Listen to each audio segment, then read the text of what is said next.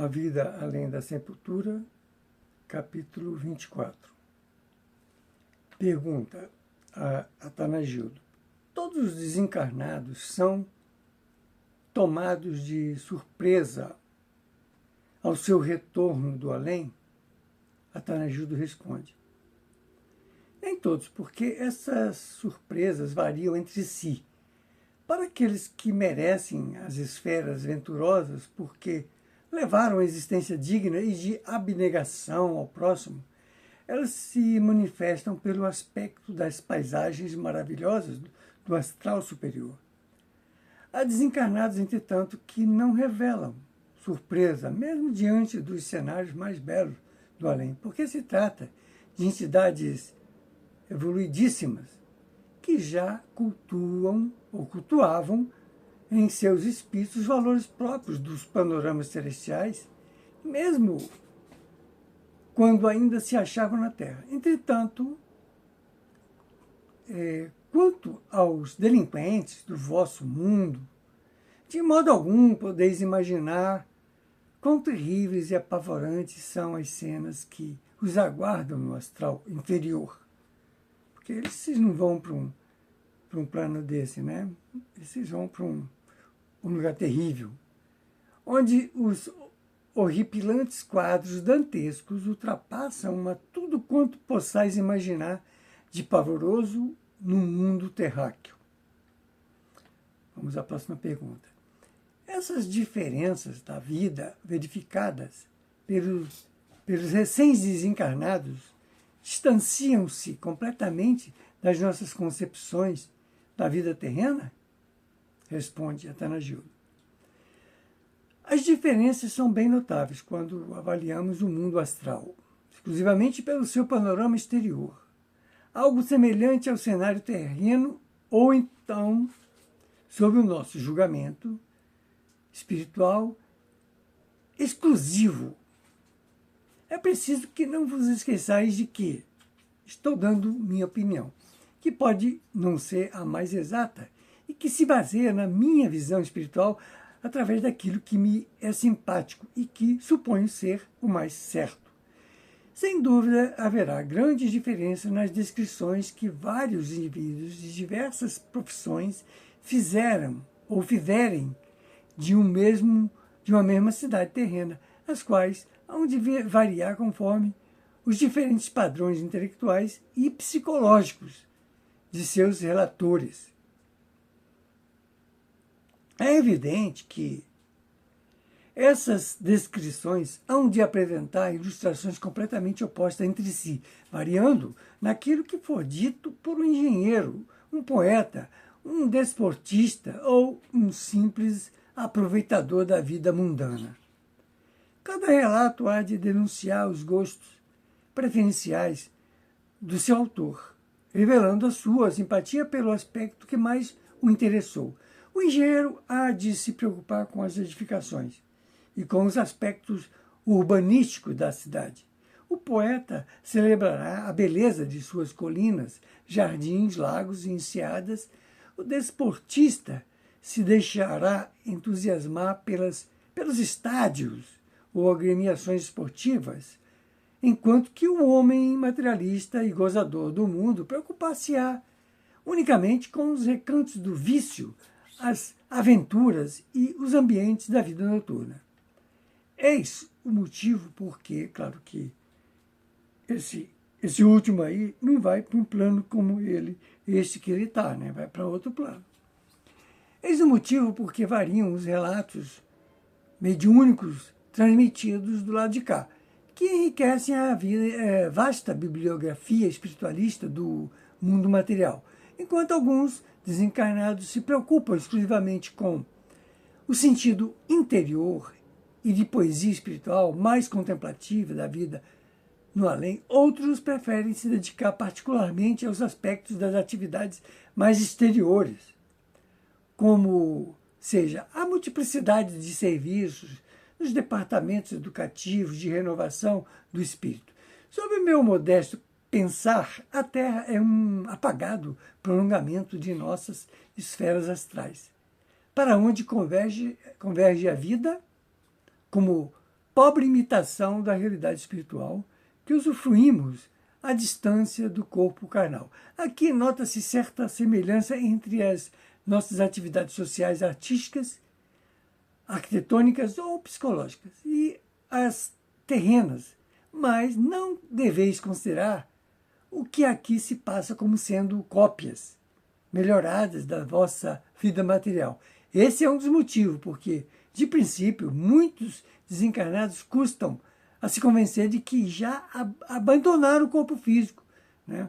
Muita gente que desencarna no mundo espiritual acha que estão vivos, vivendo, foram transportados para outra cidade, estão longe dos parentes. Entra quase que num estado de loucura durante um bom período, visto continuarem a manter seus costumes e tarefas num panorama de algo semelhante ao que deixaram ao desencarnar.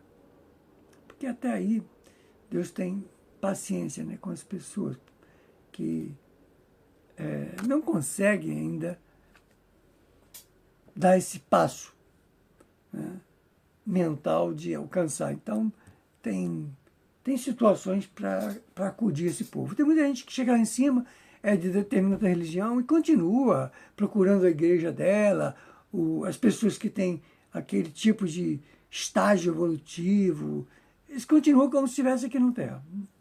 Tem esses casos também. Até essas pessoas se esclarecerem, às vezes não conseguem, tem que reencarnar e evoluir mais. A coisa é muito mais complexa do que a gente possa imaginar. Mas vamos à próxima pergunta. Embora existam essas semelhanças com a Terra, como poderíamos ter uma ideia aproximada da superioridade do mundo astral sobre o nosso mundo físico? Vai responder, então, Atanagildo.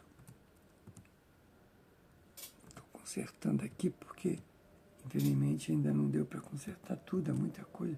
Faço 6 postagens por dia, é um trabalho tremendo, sozinho com o computador, um telefone, tal. Mas vamos lá, eu gosto disso, amo isso, agradeço a Deus por estar me dando essa oportunidade aqui. Bom, responde a Atanagildo. Em confronto com a matéria que constitui o panorama do mundo terreno, a substância astral que compõe a vida em nossa esfera oferece sempre particularidades avançadas e bastante diferentes, quer quanto à sua aplicação e tratamento, quer devido à sua mobilidade para a conservação das coisas. No mundo astral, são os pensamentos dos seus habitantes o que mais fortemente atua nas suas criações.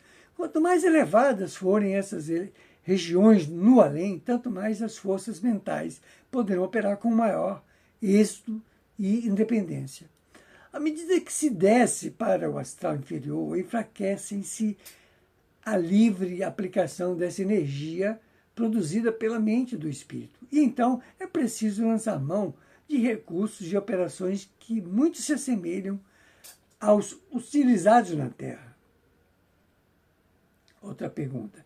Existe em vosso plano alguma espécie de atmosfera que limite a visão das coisas ou se trata de um panorama uniformemente sem limites? Atanagildo responde. Observo que as coisas existentes neste plano, quando vistas a longa distância, não ficam escurecidas ou ensombradas, tal como ocorre na Terra. Pelo menos, para mim. Elas não se desfazem à visão longínqua, nem se obscurecem. Outros sim, as flores não murcham, mesmo quando são cortadas pelas suas hastes, e os frutos não se tornam apodrecidos, como acontece na Terra, pois as árvores se perpetuam e só deixam de existir quando vigorosas inteligências superiores intervêm com a força do seu poder mental e então as modificam ou dissolvem por conveniência do meio ou para finalidade educativa. Quando assim acontece, as espécies destruídas não ficam lançadas em monturos, nem tampouco atravancando os caminhos, à semelhança do que sucede no mundo terráqueo. mas se desfazem na atmosfera astral que age através do seu extraordinário magnetismo. A nossa visão astral, essa atmosfera, se apresenta numa tonalidade de dourado claro sobre fundo esbranquiçado. Às vezes deixa-se envolver por suaves matizes de cores desconhecidas dos seres terrenos. Quando ela banha as coisas e os seres, produz então um belíssimo efeito de iluminação. Embora reconheça a dificuldade de me compreenderdes, quero esclarecer que a vida aqui é singularmente mais tangível ou real do que na matéria terrestre, devido à indescritível qualidade da substância astral que a torna plástica, móvel e sutilíssima. O fenômeno, porém, não decorre propriamente dessa matéria, mas principalmente na nossa influência espiritual e sensibilidade aguçada, que faz o ambiente reagir ao menor cintilar do nosso pensamento. Com o tempo, nós vamos nos acostumando a dirigir nossa mente e a disciplinar nossa emotividade excessiva, pois o medo que nos cerca bem se assemelha a um ecrã, uma tela de televisão cinematográfico, que reflete toda a nossa atividade interior. O nosso sistema nervoso apresenta-se com tal acuidade que, às vezes, julgamos-nos portadores de um novo aparelho maravilhoso, cujo poder miraculoso nos tenha relacionado intimamente com as mais belas coisas criadas por Deus.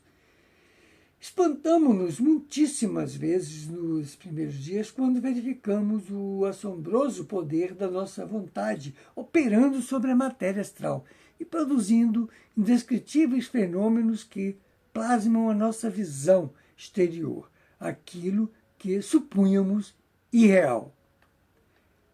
Bom, agora nós vamos para o capítulo O Templo do Grande Coração. Ele vai falar do templo. Pergunta: em diversas comunicações mediúnicas,